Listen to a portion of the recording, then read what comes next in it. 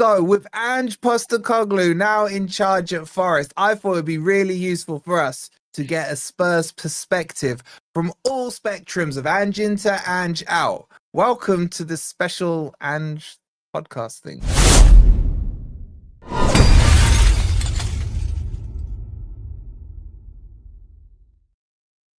Evening, guys. Hope you're doing well, and welcome to Wednesday. What? Welcome to the special Ange podcast thing. I couldn't think of a name for it. What do you want me to say? What do you want me to say? Highline for life. So we are. Just who we are podcast. We are the Spurs and Forest rivalry. I don't know.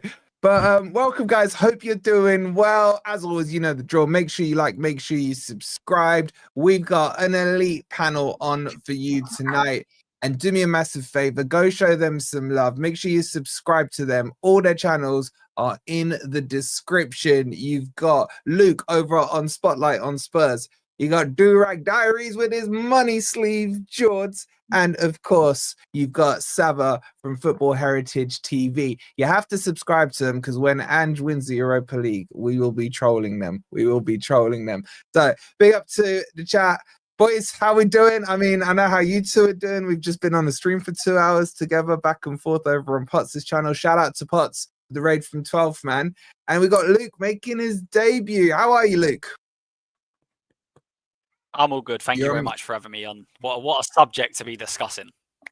I kind of want to start with you because when I spoke to George and Sava in separate conversations, I was like, boys, who was the most Ange in person, you know? Luke.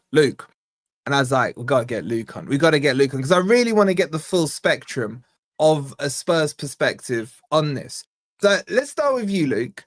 How were you feeling about Ange, like almost from start to finish? Well, let's get to the bit where it started to get controversial and people were turning on him. What was it about Ange that kept you, Ange, in?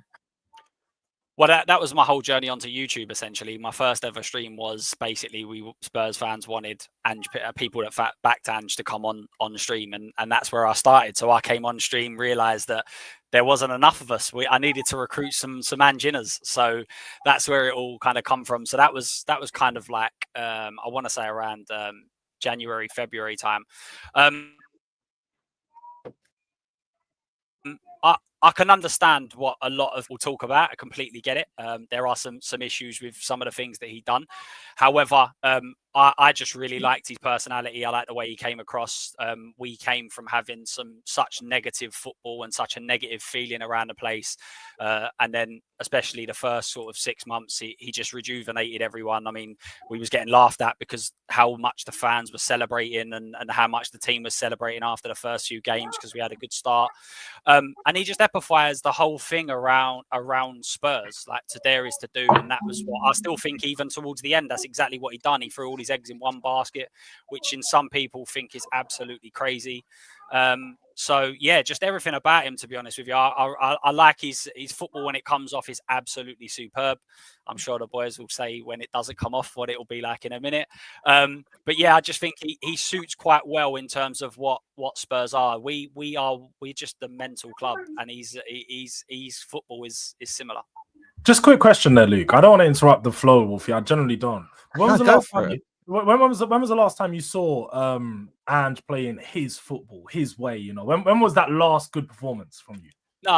Again, we'll get into it a bit more, I'm sure, but I think that the injuries massively played a terrible part of the season, and then obviously towards the end when he started getting players back, it was the season was already gone. So there were moments last year when we played good football. City, I think it was Villa away, that we played well as well. So there were certain games where he really struggled, but he also gets labelled that he never adapts, and when he adapts now, we say that that's not good enough and he should be playing his style. So there's to and fro on both sides. But I'll tell you, the one time when I really kind of like it made me feel amazing was when he won the Europa League. That was, I didn't care how he played as long as we won the Europa League. I was pretty happy about that. I'm not sure if that answers your question, but we'll go with it. It definitely did answer my question, but it's fine. It's fine. We'll get round to it. You're smiling at that, George. Before I bring you in, sorry, I forgot to mention, don't forget to check out the sponsors, OK Jersey. £15 gets you your replica shirt. Use code. Yeah, there you go. There's a Spurs. None of you better be buying those Spurs ones, right? But you can. And with FFTV, you get 8% off. So scan the QR code or click on the link in the description. George, you were smiling there, bro. That was a bigger smile than I saw after you won the Europa League. Like, what are you? Is it like you're not I'm just liking smiling what at Luke, man. That's all it is. You know, Luke, good friend of mine. You know, just seeing him learn the way of the YouTube, dodge his way out of a very good question. He said the right things and then ended it the right way. So you didn't even think about the question. That's all it was. I was just smiling at the way Luke just smoothly handled that one. That's all it was. So what's your take on it, George? Because I kind of think you're in the middle of this conversation. Because up until about Jan, you were Ange. Yeah. And you kind of, I don't know, maybe from pressure from me, Hooks, Cass, and all them, and you started to crack a little. But why did you turn at that specific time? Because you were adamantly Ange before it. Yeah. I was Ange because like I was one of the people that just believed in the project, believed in the football, and believed that, you know, throughout he did have a lot of issues. Like the January transfer window, not January, the summer transfer window last season wasn't good. Cool, that's fine. We can acknowledge that. But going then into the season, his lack of use of the squad was a continuous problem. We didn't have a lot of depth, but even with the depth that we did have, he didn't use. He opted to play Archie Gray at left back as opposed to Sergio Reguilon. I'm not being funny. You can look at that and just, there's a very simple solution. Sergio Reguilon isn't the greatest left back, but he's a better left back than an 18-year-old who doesn't even play that position on his weaker side. So I just, throughout the months of, you know, watching Ange, watching Spurs, watching us just break down and lose games, just as it does, man, it weakens you, and just softens your belief. And it got to the point where, for me, the breaking point was officially Liverpool. That's when I come online and I was like, I'm done. I generally can't watch nothing more than that. Like Sava said, we got played off the park at Anfield, which is fine. You expect to lose that game, but the way that we played was just awful. There was no conviction, no fight in that team. And for me, the actual game, though, where I was lost, where I was generally like, do you know what? I can't back this, was Leicester and Everton. I think it was the same week. It might have been a midweek game and a weekend game, those two. And I think the Tamworth game was just before that as well, what Sava mentioned on the last stream.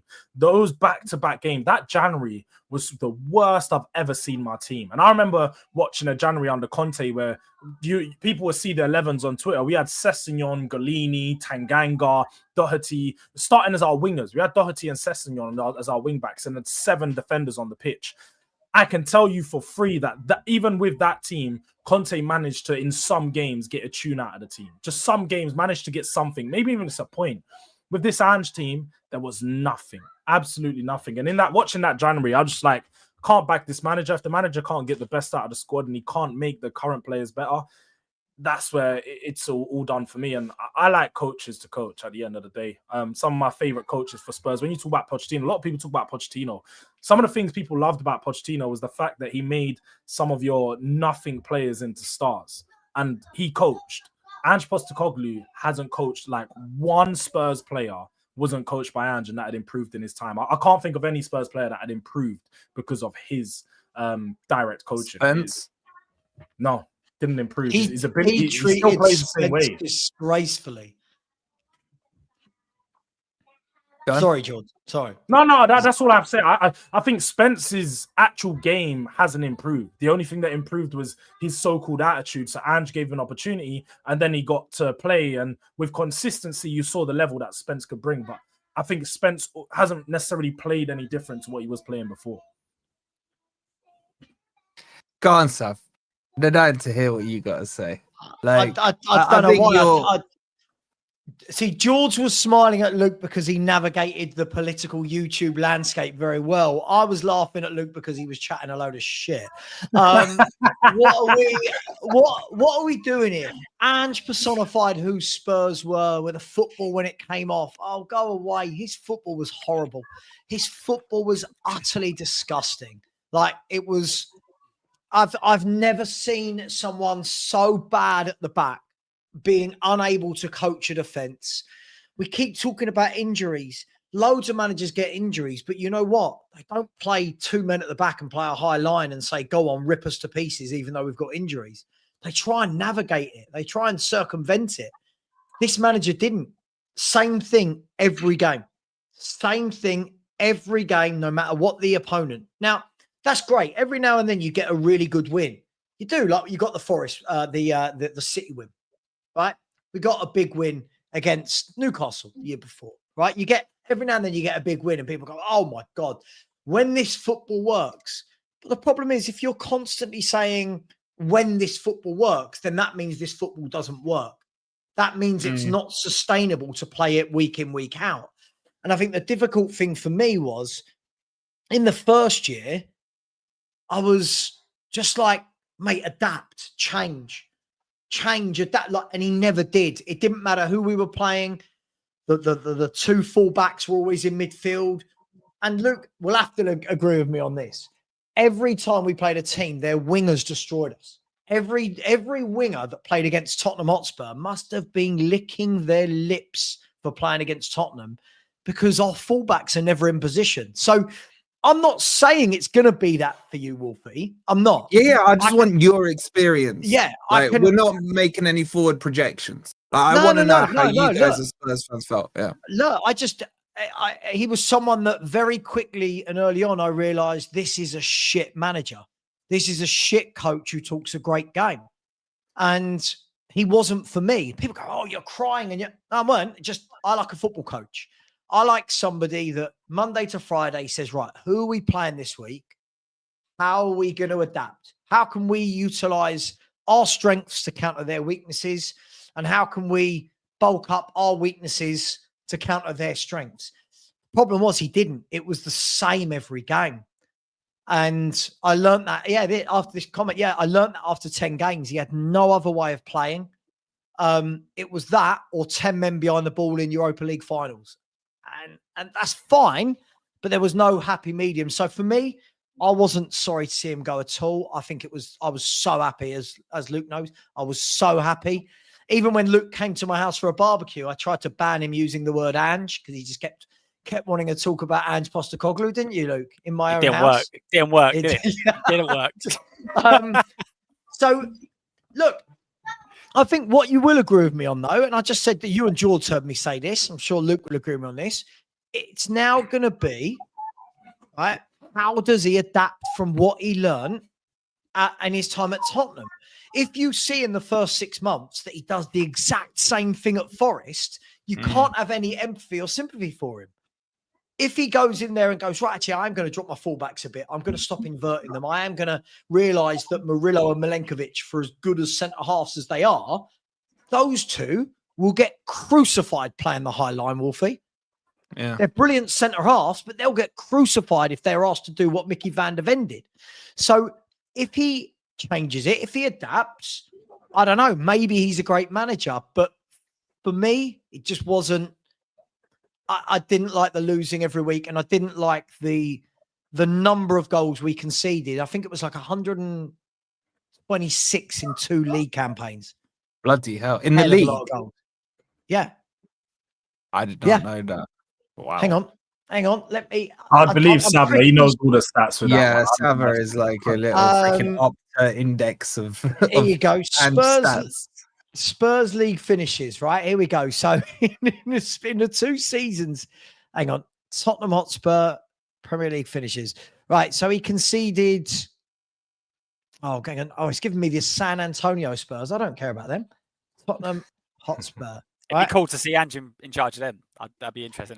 But that will probably work when it's end to end. You don't have to worry. So in his 2 seasons at Tottenham Hotspur, listen to this, he conceded, it's just absolutely shambolic, right? He conceded 61 goals, followed by 65 goals.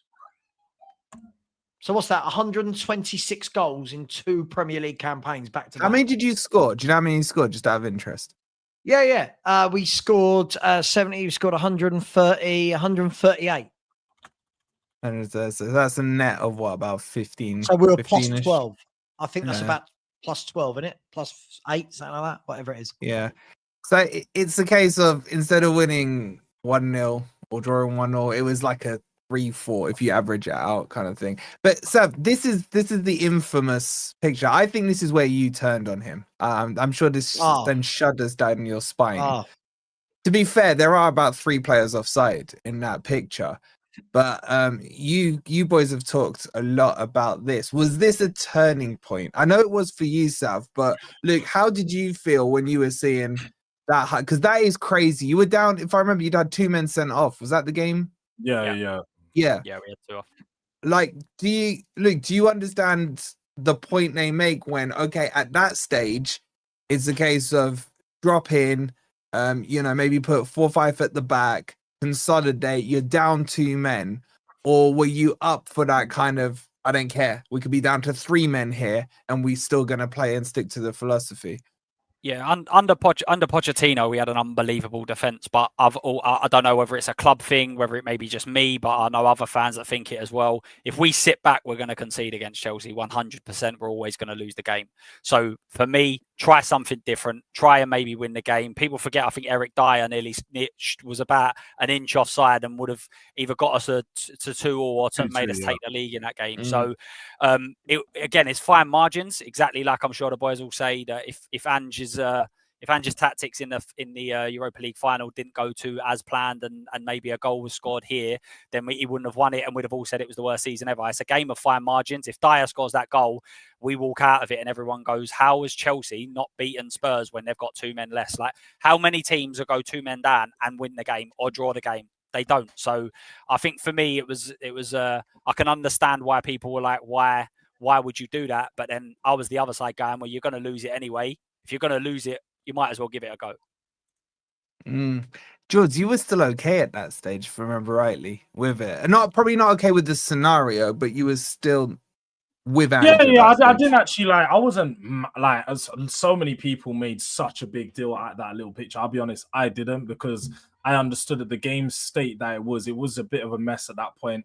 Although I do think it was very naive what he was doing. He done that wasn't even probably the worst highlight. Like, he done that about 4 or 5. The team done that as a self 4 or 5 times in the game. They were just playing the offside trap. Like, I understand tactics, so I understand with a 9 men you're trying to offside trap. Now, it's probably not the best. Again, it's not the best thing to do. But he had a tactic. He tried it. It didn't work. At that point, I think we was 12 or 13 games into his sort of tenure. So at that point, it's all about, okay, you've made a mistake. Can you learn from your mistakes?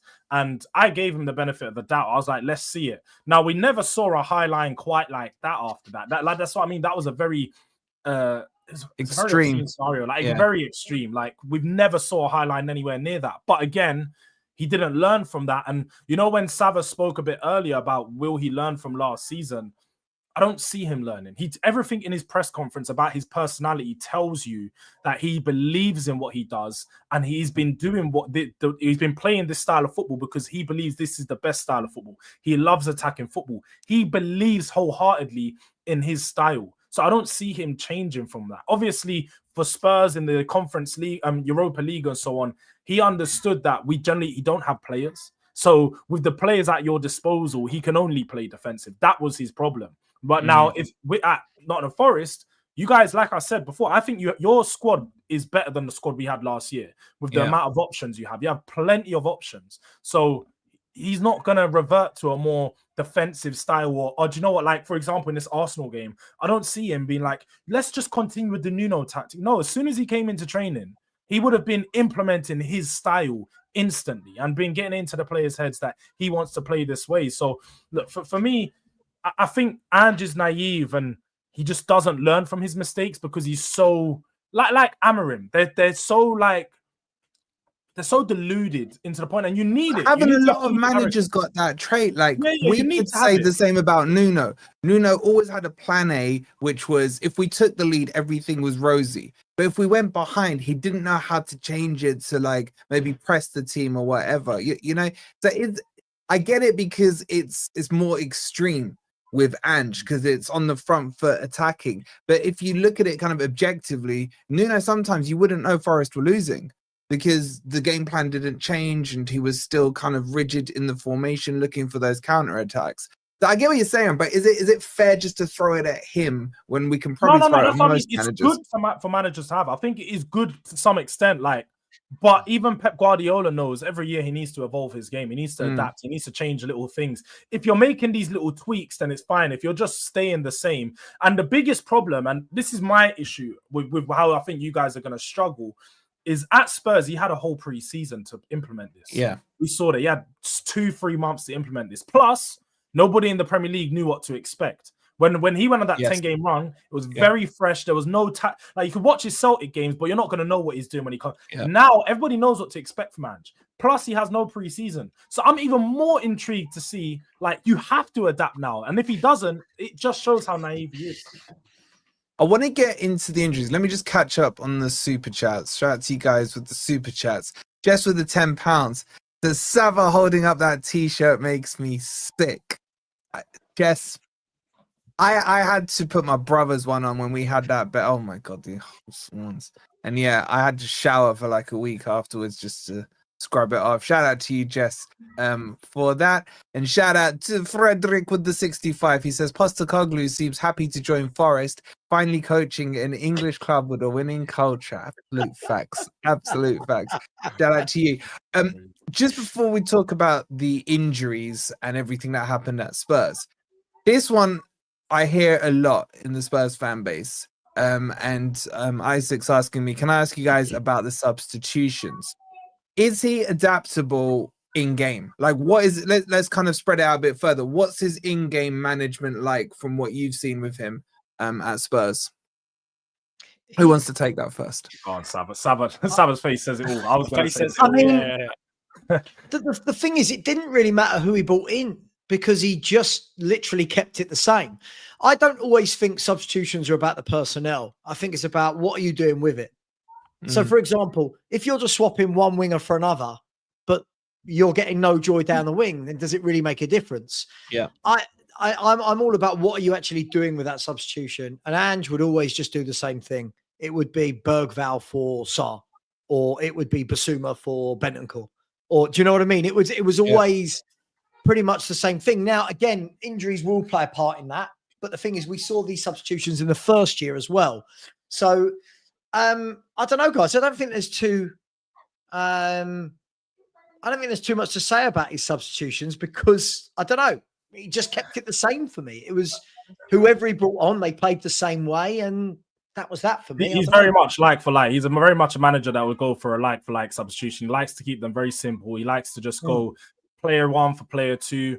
They're very similar. They'll just go in and expect something different from that new player. Even with like Brennan Johnson, for example, you never really saw him changed or asked for him to do something different. It was the very same thing, the very same instruction. Even from the other wingers, they'd have this exact same instruction. So with substitutions, he's not a manager like, and that's why it's so refreshing with Thomas Frank for a lot of Spurs fans, is to have that adaptability in game, because we haven't seen it for a long time.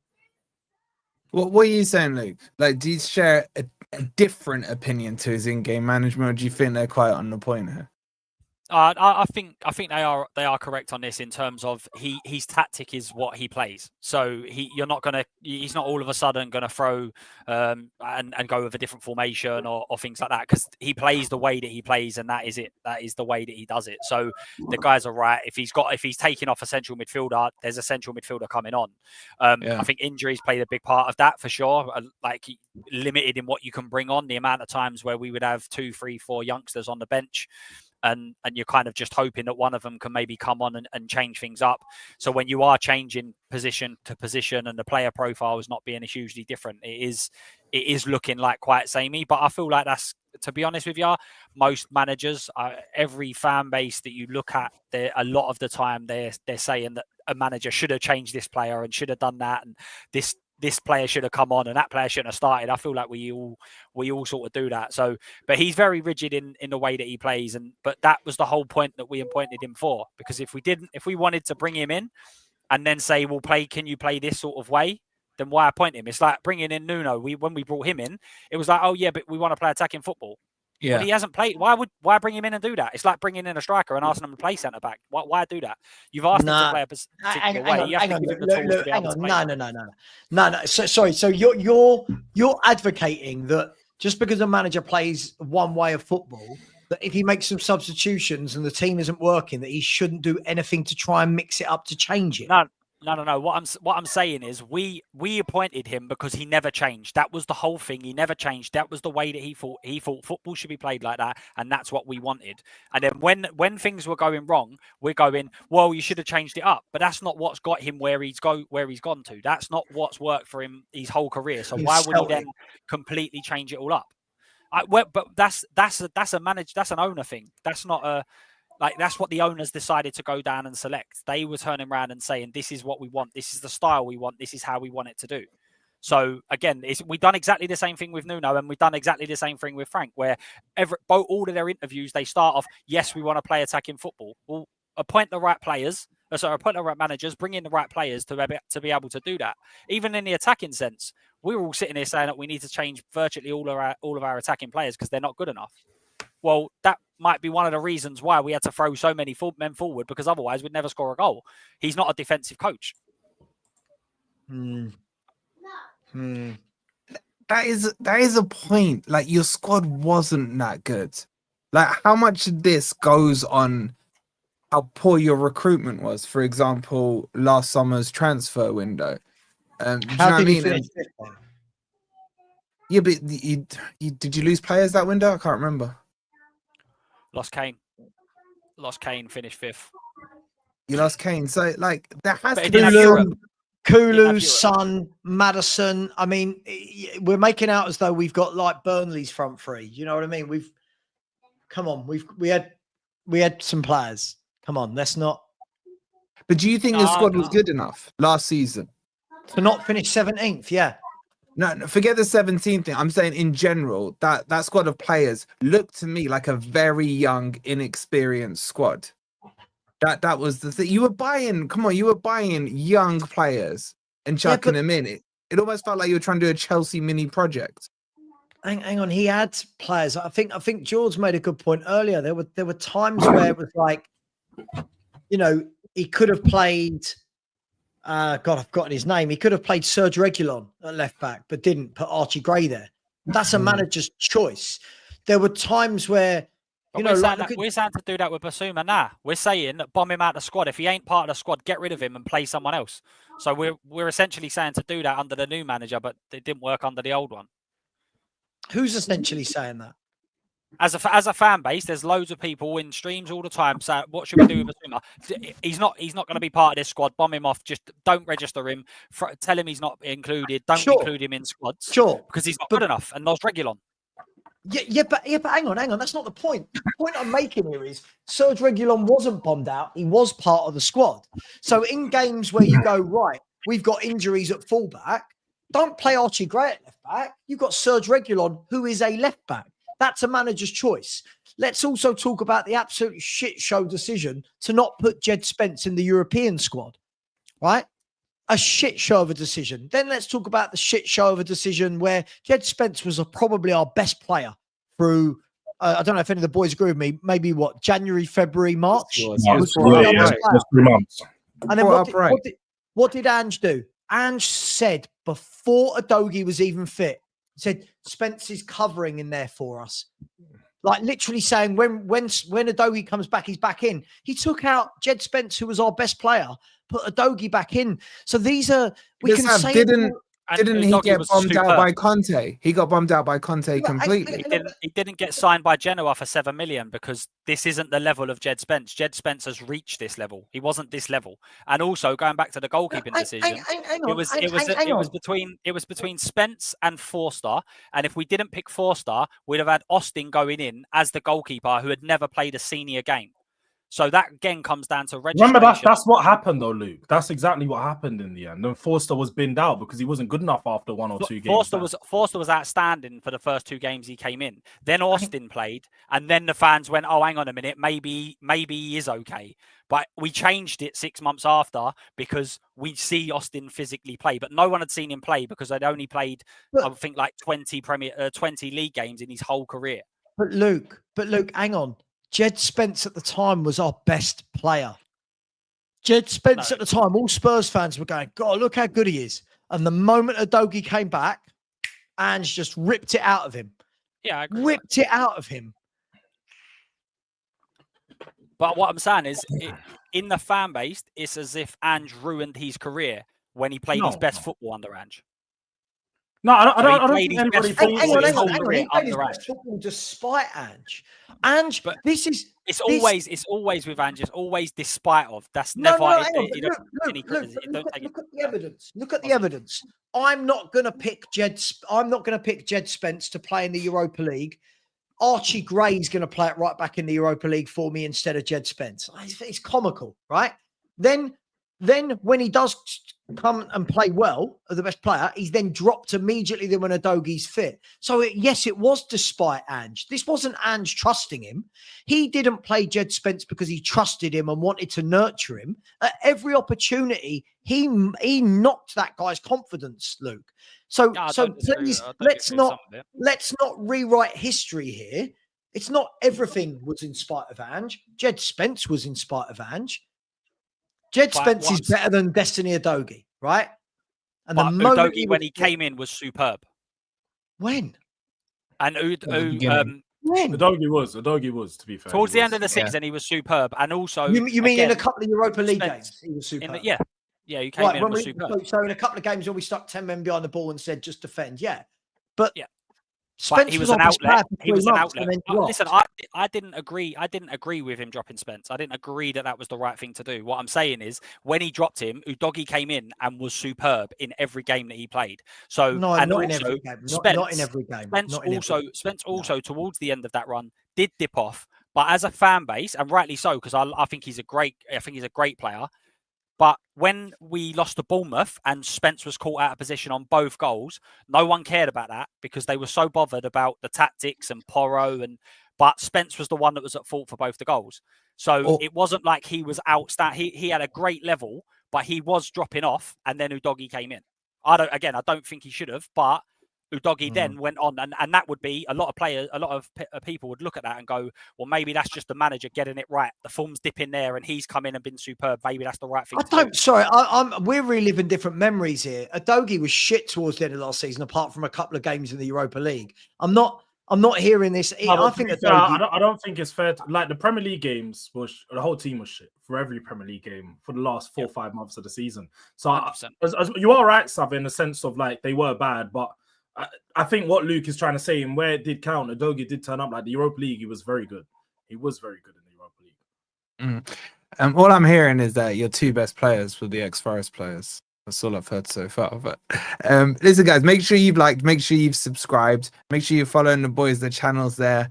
Again, more proof. We had the Arsenal boys on yesterday. They were in-house arguing. Spurs boys in-house arguing. So we in-house argue as well. It's good to see it's not just Forest fans. Danny boy, what are you saying, bro? I'm good, Wolfie, man.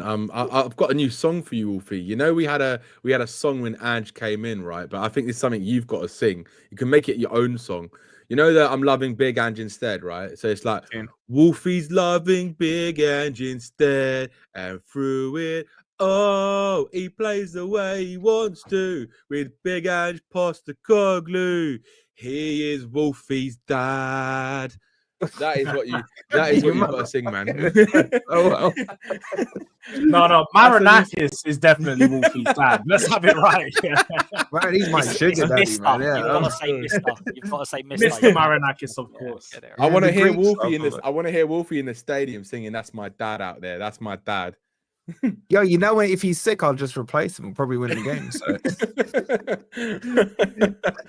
Danny, where's your stance on all of this? Like, I see you as a reasonable Spurs fans at times, but like, where are you seeing all this with Ange? Like, where did you get pissed off with him?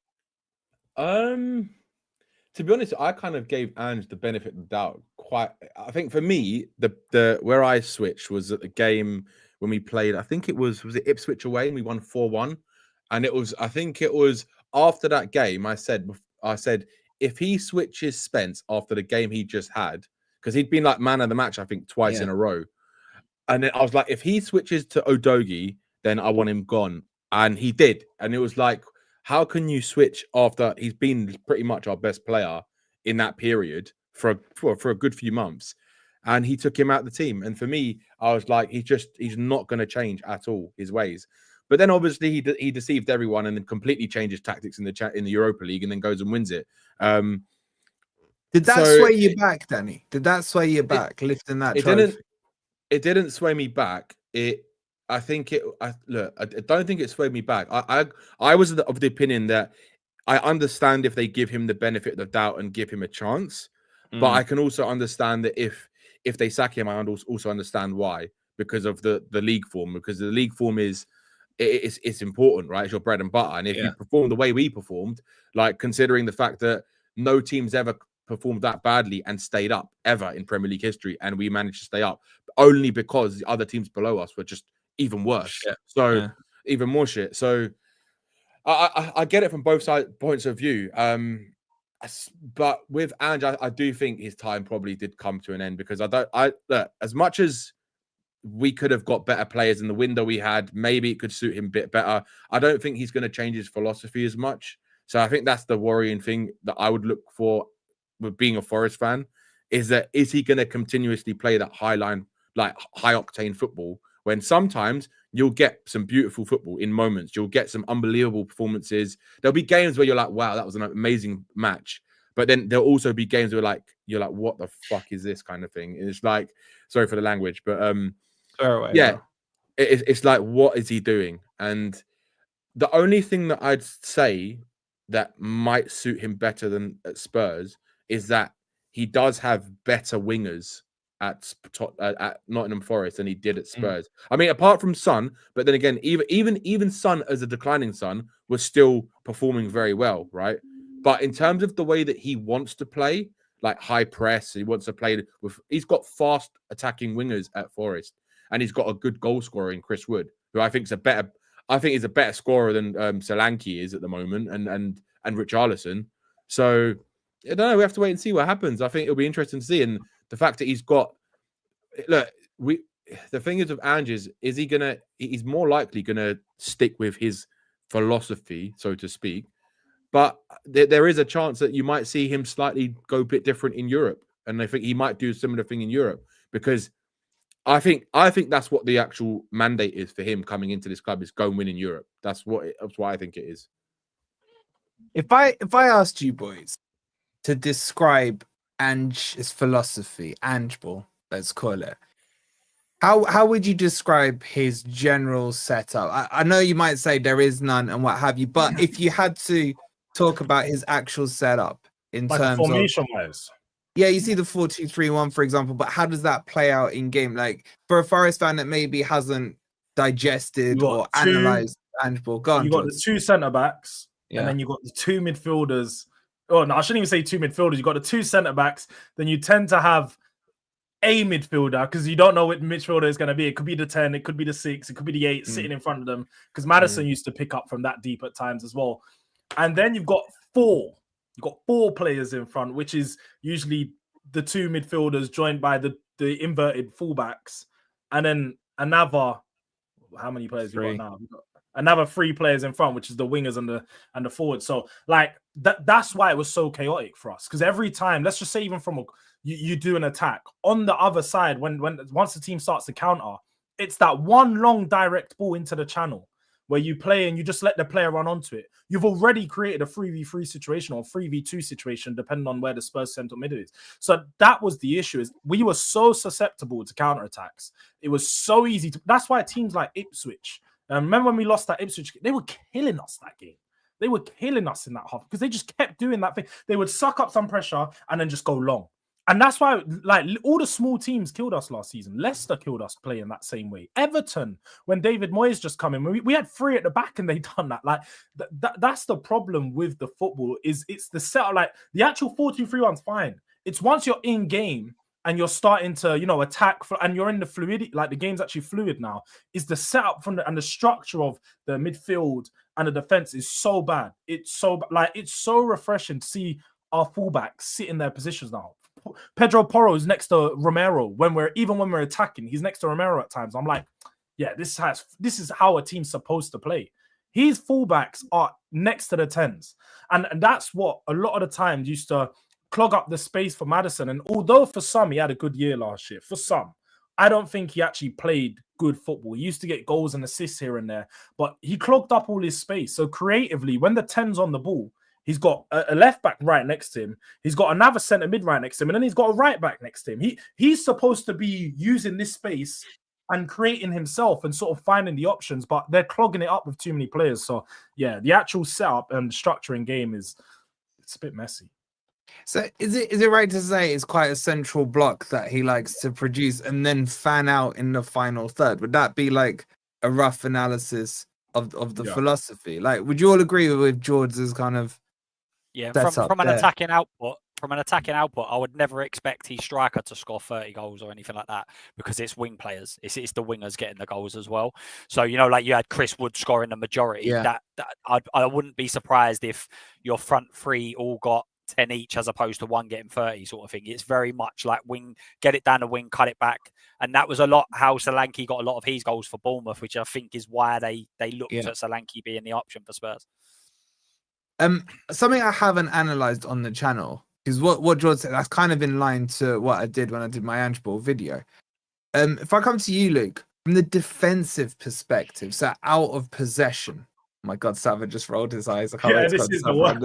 It gets worse. It gets worse. How does that setup look? Because we've all heard the high line for life and, you know, all that usual stuff and this infamous picture and what have you. But how does that setup look out of possession? That's something I haven't really done analysis on it. I probably will, but it'd be good to get some input on that from you boys. So, I mean, the whole idea is that your defense is attack. That is exactly your defense, and it's trying to win it before the ball gets to your defense, basically. But George is right. It's two at the back. Essentially, your two centre backs stay there. The wing backs were very much inverting to the 10 position in the at the start of last first season. To the 10, and this isn't even they were as very. No. So this is fullbacks, not even wing backs, yeah? They were fullbacks that were going into 10 positions in the second half of the second season. They didn't go as far, but they were still inverting, and at times both of them inverting, which I think but I do think that one of the big problems that he had player profile at Spurs was that we never had a 6 or a DM that was able to operate in them spaces. They were maybe your second of your DM, so you have two of them in there, and they might have been the second, but they was never the primary one. And I think that with Douglas Luiz and Sangare, maybe you've got them players there that can operate in them positions in a better position than we could, because I feel like our midfielders never sniffed the danger. If they were there, they might help out and defend it, but they never sniffed it out. And I think that from a player profile, they might be better to be able to deal with this. However, as the boys said, and everyone probably see with the Harry Kane thing, Milenkovic see Kane's pace and dropped off 40 yards. So if he's pushing them up like he did in the first year, particularly, then I think that's where it's going to be a bit difficult. Yeah, Sav, I want to come on your print. Before I do, right, can I just remind everyone that the boys are giving up their time free of charge. Apart from George, he charges a lot, right? So, like, let's be nice to everyone on the panel and understand that the point of this stream is to get varied opinions. From Luke's opinion to Danny's to George's to Sava. This should be insightful to you, especially if you're a Forest fan, to understand the psyche of the Spurs fan base and how they felt about everything. I don't mind, like, chuck the abuse at me. I don't mind, but just make sure that you do respect that it's just a football opinion, right? Sava is an asshole at times, but I still love him. And I'm an asshole to him and he still loves me, for example, right? We're great mates off air. That will surprise a lot of you. But, like, have a little bit of courtesy to them. Your opinions are abuse, LOL. No, they're not. Your opinions are your opinions. Just keep the abuse out of it. It's pretty pointless. Sav, what are you saying on this defensive side then? Because Luke kind of generated a nice semi-pretty picture, but it was still scary sounding. Do you agree with what Luke said? No, Luke gave you the Ange piece. There is no defense. There's no work done. There's no work done on defending. There's no work done on defending. He makes excuses about, we didn't have number 6s. Ange didn't want a number 6. Ange didn't want a number 6. Didn't buy a number 6. Didn't want a number 6. Too many excuses. Look, Wolfie, what I'll do is when we finish this, I will send you a number of screenshots of Spurs out of possession under Ange Postecoglou is horrific. And it's absolutely horrific. And the thing is, you'd say, okay, learn from that. The next game, exactly the same thing. The game after that, doesn't matter, by the way. You can have a number 6. If your fullbacks are playing up front, it doesn't matter if you've got a number 6. You've got 2 centre-halves that are on the halfway line trying to cover. I would describe it, Wolfie, as chaos. That's how I would describe his setup. It's absolute chaos. When it works, it looks good on the eye. And people look, oh, look at the way we play. But as I said to you, 126 league goals conceded in 2 seasons. 10 defeats at White Hart Lane last season, Wolfie. 10. We lost 10 home games, right? This guy, I mean, I've got every bit of data stat you want over his tenure, right? As to how his points per game got worse upon, every 6 months, his points per game's got worse. His defeats got worse. The number of shots on our goal got worse and worse every 6 months because he didn't snuff anything out. And I understand that you have injuries, right? Everyone has injuries. I understand that you might have some young players at times, but why is everyone else not losing 17 games when they get loads of injuries? So when Bournemouth last year had loads and loads and loads of injuries, why were Bournemouth under Iriola able to win something like 13 out of the 16 games when they had 11 players out? You know why? Because they actually had some tactics and they didn't go gung-ho.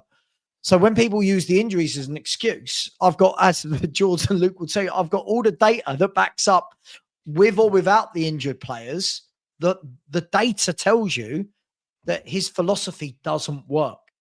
We use injured players as an excuse, but the data will tell you that even with Van de Ven and Romero, the number of games we lost, that was always the excuse. Van de Ven and Romero didn't play. I heard that a lot. The data showed that with Van de Ven and Romero and without, we conceded the same number of goals. We had the same number of shots on our goal because it was the tactics. So look, this guy, as I've said, he's brilliant in Celtic. When you have got all the best players and you are going to win the league, no matter whether me or you manage it, Wolfie, or whether Brendan Rodgers does or Ange does, this guy's brilliant.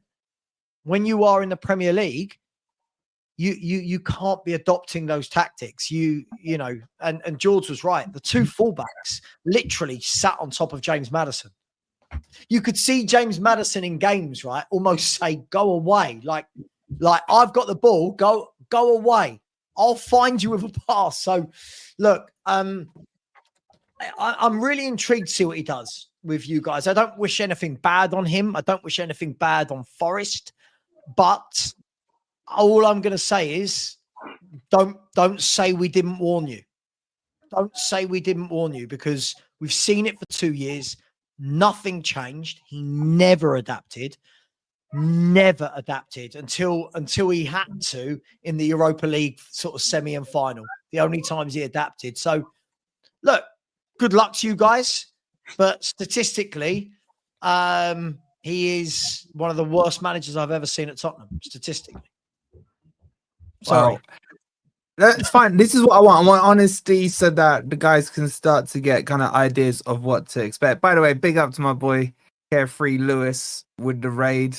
I'm seeing a lot of world champion. I'm seeing shameless people in this chat right now, flexing some WWE belts and all that. When you are criminals is what you should be typing in the chat right now. Carefree Lewis, criminals 74, man.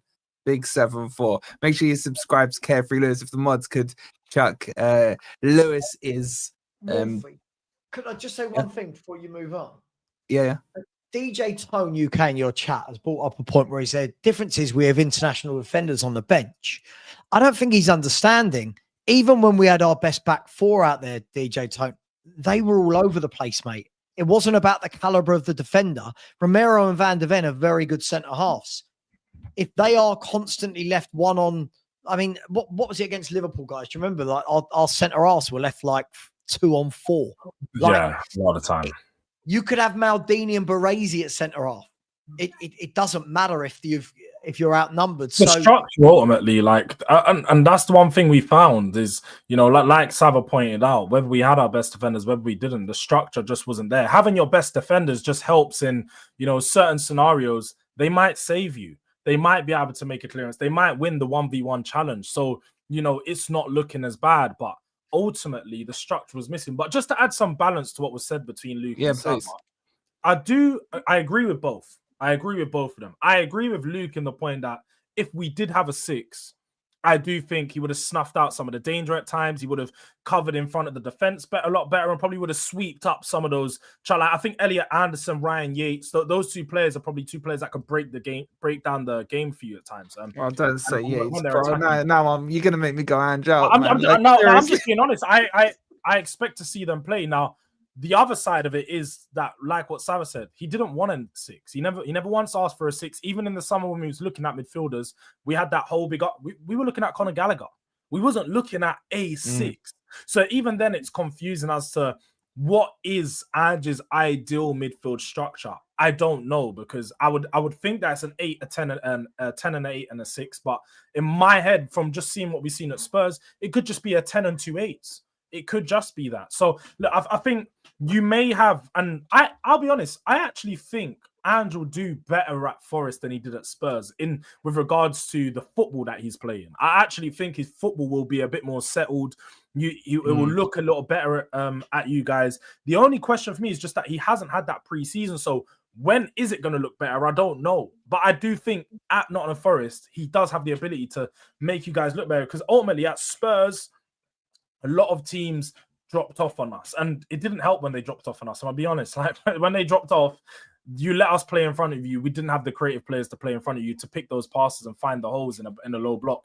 I think with you guys, because they know what Ange is, they're not going to drop off. They're going to go at you guys a lot more. They're going to find those gaps in behind. But what that will give you is in the transition, you can kill them. And like Danny pointed out, you actually have wingers that when I pictured an Ange winger, I would picture someone like Callum Hudson-Odoi. I'd picture the Ndoye. I think they're more Ange type wingers, hold it out to the touchline, beat their man, and sort of at times they can slow the game down when needed. We didn't have that with Brennan Johnson, Son. We had players that were allergic to the ball at their feet. So I actually think Ange will look better in that sense. But like I said, it depends on what the expectation is for the fans, because if it's to do what you've been doing under Nuno, finish 7th, finish 8th, you know, try and get a European place, I think he'll do good at that. But if you want to push on to be a top 4 club, you just won't have the consistency to do that. That's where I see it.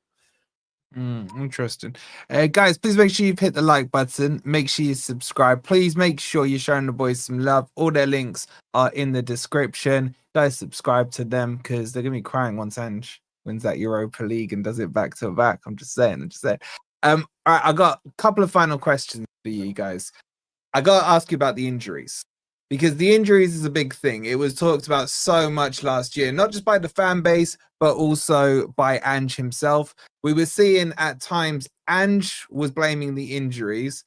The Ange inners were blaming the injuries, and the Ange outers were saying, well, even when the injuries sorted themselves out, we were still crap. So, Luke, let me bring in, I'll just catch up on the super chats first. Shout out to Ben. He goes, never sing again, please. Yeah, Danny, I kicked him off stream with that singing. Shout out to you. And he goes, 100% agree with George that Ange will be better at Forest. We have a much better squad than Spurs. True. That's true as well. I would say much. It's more depth, but better. It's not much better. We'll see. Better, better. What you have to remember, Wolfie, is Ange made a lot of the players look worse than they actually are. So I think you are going to find some of these players you rate are, like, especially defensive and midfield players, then they might not look as good as you think. Like Douglas Luiz, for example, he might look washed under Ange because he hasn't got the structure around him and he's just covering all this space. And there's no really idea on how he needs to be used. Like, it could go against you, but we'll see in it. We'll see how good we'll see in it. But look, jump in on the injury stuff. I'm interested in your perspective of it. Was it a legitimate excuse? And more importantly, was it self-inflicted by Ange and his training methods? I don't think excuse reasons depends on how you flip it, I guess. But to lose the amount of players that we lost for the period of time that we lost them is incredibly difficult. I understand what Sava's saying in terms of could he have been a bit more adaptable, and yeah, he probably could have been. But the amount that we lost was just incredible, and to injuries that didn't even make sense. Does he take some responsibility? 100%. The hamstring injuries follow him everywhere. You can't deny that. That seems to follow him. However, I can also tell you that medically our injury list has been ridiculous for years. You've only got to use Dragusin. Dragusin done his ACL during a match, and our physio told him to do star jumps. So we're not talking about a club that was fantastic physically. And then, yeah, exactly. So, Kulusevski, and Ange come out, I think it was, and said, I've been told he should be out for a couple of weeks. He ends up having a knee operation, is out for 7 months or whatever it is. So this is a club that's always had its injuries. We employed Deadly King, we employed Eric Lamela. We've always had injuries at this club, and the medical team has always been pretty bang average. Fans have always been calling the medical team average because we've always had injuries. It's literally always happened. So, but the hamstring stuff, definitely that comes around with the way that he plays. I think that when you look at the amount of games specifically that he'll be playing in Europe, when you look at the amount of games now that go on longer, that VAR stoppages, I think they all are a factor in it. Van der Ven got injured about 2 minutes after we'd had a 5-minute VAR stop. And I think I think injuries are going to become more and more apparent in the game, but the hamstring injuries follow him around, so you can't say that he doesn't have to take responsibility for some of that. Yeah, I tried to ignore it as well, Sav. I can't lie. I'm Wolfie. Sorry, I tried to ignore it. You know, when people were telling me early in the season, look at the articles from Celtic. People are saying that he's causing them injured, and I was like, nah, man, it can't be, because, like Luke said, we generally have had a bad medical team, and I'm pretty sure prior to Ange coming in, we fired during his tenure, we fired a lot of our medical department. So, like, they do have to take some responsibility, but all the hamstrings, like someone said in the chat, that's Ange. That's only caused by Ange. If you look at an ACL, you can't say Ange's at fault for ACL or something like that, because that happens in game. It's a wrong turn, something cool. But the consistent hamstring injuries and the fact they happen in training, that happen in games, that is Ange's style of football. And I'm even myself, I played football the other day, my hamstring's fucking hurting because I'm an old man. I don't stretch. I know what it's like. So when you overdo it too much and you're trying to overexert yourself, like, you're going to get hamstring issues. And the way that we played caused that. So ultimately, like, he was at fault for that. There's no way around it. Sav, you were shaking your head quite a lot when Luke was talking. Like, what in particular caused that? He does that a lot, Wolfie. He does that. I was going to say, there's been a bit of a I like hearing Luke talk. The revisionism is shocking. Every club's had injuries throughout the years. Every club. The injuries for the 2 years that Ange were here, this is not a coincidence that they were both high injury years. You've got Mickey van der Ven, who's got a history of injuries in his hamstring. So what does Ange do? He adopts a high line that means Mickey van der Ven needs to stretch his hamstring every game. I mean, look, that's just bad management, right? You can't, he said that about Kulusevski. Who's the one that ran Kulusevski into the ground and did not give him? He didn't give him any time. He never subbed him off. He never gave him a breather. I'm sorry. The coincidence is too much, Wolfie. There's too many injuries under this guy. And then let's talk about the elephant in the room. Let's talk about the elephant in the room. Tottenham played Chelsea last season.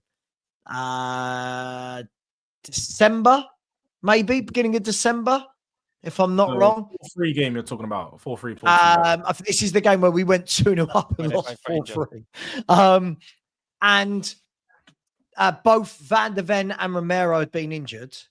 Oh, yeah. And he started both of them in the same game, even though we were told that they wouldn't be back for ages yet. He started both of them in the same game after having both been out for months. And then Mickey went off, if I'm not wrong, Mickey then went off injured again in that same game. Romero looked all over the place. People are going, he's had nothing with injury. No, they went off in about 70 minutes. They both went off. They both went off then, right? And I'm thinking, no, why would you start both these players? They both come back from hamstring injuries. You started them both in the same game. So, listen, I don't blame everything on him. I don't blame everything on Ange. But the injuries piling up to the level they did, I do not think it's a coincidence at the end of the day. I don't. Everyone was getting injured. Lots of muscle injuries. And the problem is, Wolfie, if you adopt a tactic when you are actually running back towards your goal and sprinting back for counterattacks time after time after time, your hamstrings are inevitably going to go. But Sam, is this just an in-game thing or is it a training thing as well? Were you picking up injuries on the training ground? We were picking up injuries everywhere, mate. We were picking up injuries everywhere. But as I said, listen, Bournemouth picked up a hell of a lot of injuries last season as well. I didn't see them fall off a cliff. They fell off when the injuries came back. No, they had. You know what's funny? I actually looked into that. They didn't have that many. If you look in the overall injuries across the season, they just had all their injuries at one point, but they only had like 10 injuries across the full season. It just came at one point. Sure, it might have come once, but that didn't. What I'm saying is, George, for that period when they had all those players injured, they still won like most of those games with second string players because they've got a formation, a tactic, they're settled, and they all slot into place. Problem is with Ange's, you're putting in players that. Look, the point I'm trying to make here is if you have to go with a back two of Ben Davis and Archie Gray, I don't care who you are as manager. Don't you turn around and go, right, Ben Davis and Archie Gray, this is going to be weaker than Van Even and Romero. I'll tell you what, we'll drop the line 20 yards. We'll drop the line 15 yards. Fullback. But didn't he do that against Man City and they played really well, if I remember? Was it Man City where he did go with... He done it on occasions. He done it on occasions, but it was almost like, was it the opposition that pushed them back, which is what a lot of people said.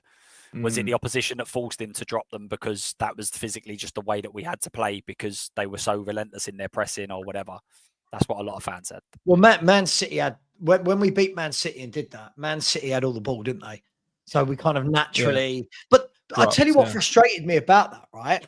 Was I remember after that Man City game, the 4-0, sat there and said, if he can adopt 50% of what we've done here and adopt that into his normal style of play, you know, we're going to be all right.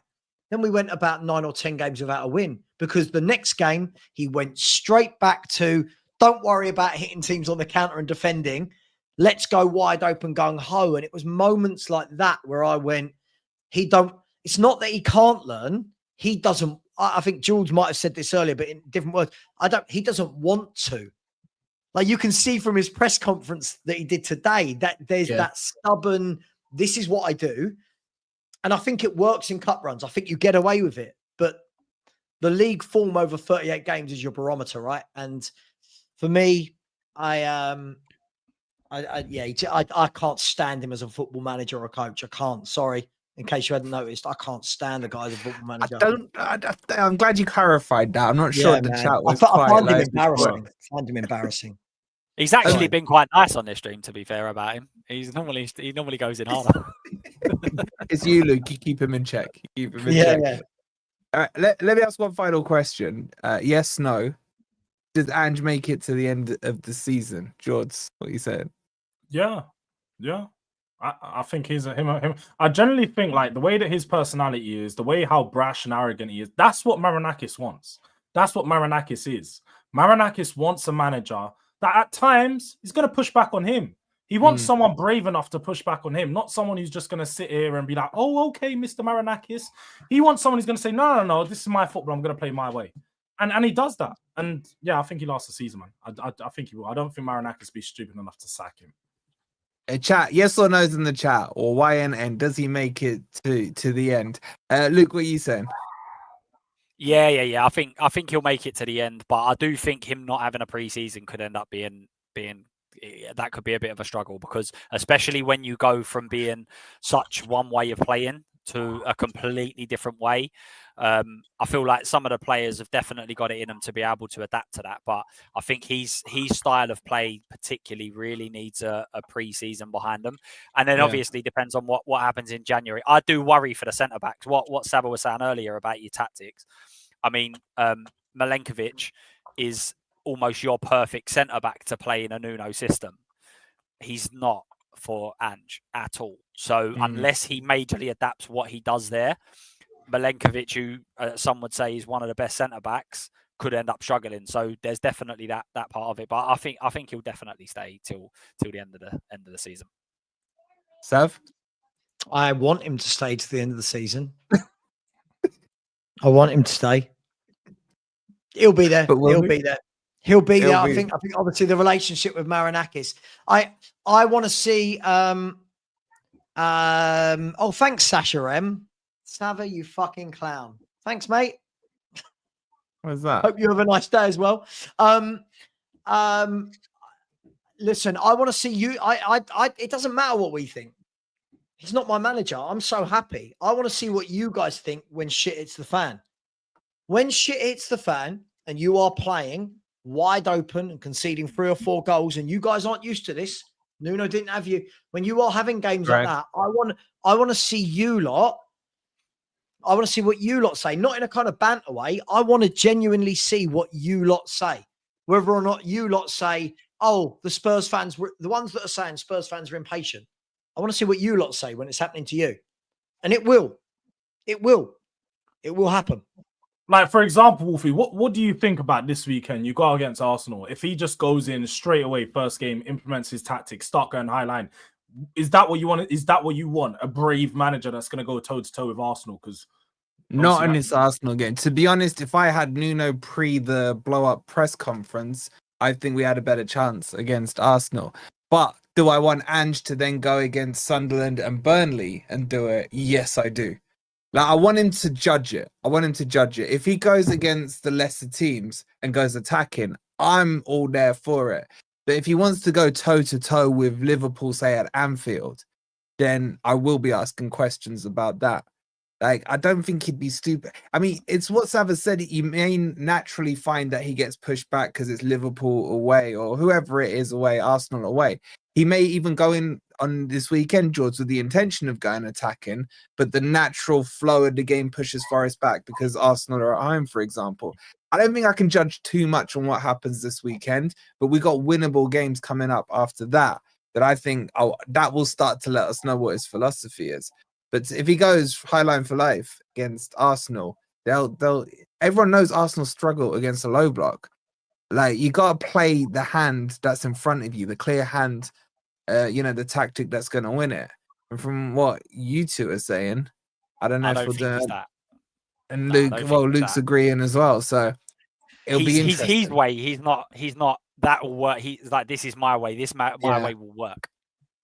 I think what I'm kind of getting from all of you that you're agreeing on is that he thinks if he implements his philosophy and it works, he can take Real Madrid on in that kind of mindset. Yeah. There's actually a game when before he came to Spurs, I was reading up on him there was a game against Celtic Barcelona, and I think they got pammed. I'm pretty sure there's a game where they got pammed, I don't know, 5-2 or something like that. But they were going at Barcelona. They were trying to, hammer Barcelona back, and they got a few goals in it, but ultimately they were smacked because the better team won. So that sort of showed and epitomized he's gonna do this regardless, and that's what he dreams. He dreams of his style going toe to toe with the best of the best teams. So I can only see in a game like this weekend, especially like a lot of Forest fans think they have a better squad than we do. So why wouldn't you go toe for toe with Arsenal? That's what I'm asking. Why wouldn't you want to go toe for toe with Arsenal? Your squad's so much better than ours. You're not going to rope me into that one. Arsenal's squad is better than ours, though. That's the difference. But listen, you guys have been so generous with your time. I appreciate it. I hope you lot in the chat. I mean, there's some fun banter going on in there, so I hope you enjoyed it, and this gives you a bit of an insight. And remember, Luke was still Ange in. Oh, hello, I'm back. Luke was still Ange in. Obviously, Savile was Ange out. George ended up becoming Ange out. And Danny just looks pretty with his ponytail. Anyway, this little man bun. Anyway, so make sure you subscribe to every single one of them. The links are in the description below. I'm going to send you over to Sav. Sav's about to go live in about 5-10 minutes. You doing a Q&A, Sav? Yeah, man. Yeah, I look forward to all of the questions full of abuse. It's good fun. Please go in there and start asking Sava some questions from my lot. So make sure you're there. We'll see you tomorrow where we've got my predicted team for this weekend. It's going to take me all night to figure it out. Make sure you've subscribed. Go check out OK Jerseys, 15 quid for your replica shirts. Use code FFTV for 8% off. We'll see you tomorrow. Come on, you Reds.